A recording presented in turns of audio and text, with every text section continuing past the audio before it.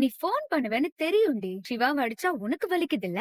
ஏன் இப்படி பண்ற? பகல் முழுக்க அங்க ஆஸ்பத்திரியில வேலை செய்றாங்க. ராத்திரி கொஞ்ச நேரம் வந்து அவங்க படுத்து தூங்க கூடாதா? இப்ப கூட போன் பண்ணி ஆஸ்பத்திரிக்கு கூப்பிடுற. அவங்க உடம்பு என்னத்துக்கு ஆகுறது? அவங்க நல்லா இருந்தாதே மத்த நோயாளிகளுக்கு நல்ல மருத்துவம் பார்க்க முடியும். இங்க பாரு, சிவா மேல உனக்கு அவ்ளோ அக்கறை இருக்குன்னா அவன் கொடுக்க வேண்டிய 20 கோடிய நீ குடுத்துட்டு அவனை டிவோர்ஸ் பண்ணிட்டு போயிட்டு இந்த ரெண்டையும் நீ பண்ணிட்ட. சிவாவை என்கிட்ட இருந்து நீ காப்பாத்திடலாம். எனக்கு சிவா பிரச்சனையே இல்ல, நீதான் பிரச்சனை. அவன் உன் கூட வாழ்றது எனக்கு பிடிக்கவே இல்ல. என்ன நீ இப்படி எல்லாம் பயமுறுத்துனா நான் அவங்கள விட்டு விலகி போயிருவேன்னு நினைச்சியா? சத்தியமா விலகி போக மாட்டேன். இத பாரு, அப்போ சிவா இந்த மாதிரி தினமும் கஷ்டப்பட்டுட்டு தான் இருக்க போறான். இனிமே சிவா உன் வீட்டுக்கு வரவே மாட்டான். டே அண்ட் நைட் அவன் ஹாஸ்பிட்டல்ல மட்டும் தான் இருப்பான். சொல்லு சிந்து, ஒண்ணும் இல்ல டாக்டர். கொஞ்ச நேரத்துக்கு முன்னாடி அந்த ஸ்னேகாவுக்கு போன் பண்ண. நீ ஏன் அவளுக்கு கால் பண்ண? நீ ராத்திரியும் பகலும் கஷ்டப்படுத்துறால, அதே மனசு கேட்காம நான் போன் போட்டு ஏன் இப்படி பண்றேன்னு கேட்டேன். அதுக்கு அவ சிவாவை நீ இனிமே பார்க்கவே முடியாது, ஆஸ்பத்திரியிலேயே தான் அவன் இருக்க போறான்னு சொல்றா. என் மேல இருக்கிற கோவத்துல அவ உன்ன கஷ்டப்படுத்துறாளேன்னு எனக்கு கவலையா இருக்கு டாக்டர். நீ செய்யற ஒவ்வொரு வேலையும் என்னதான் பெருசா பாதிக்குது. என்ன பண்றது? எல்லாத்தையும் நான் ஃபேஸ் பண்ணி தானே ஆகணும். அப்ப இனிமே நீ வீட்டுக்கெல்லாம் வரமாட்டியா டாக்டர்? அதான் அவ சொல்லிட்டால,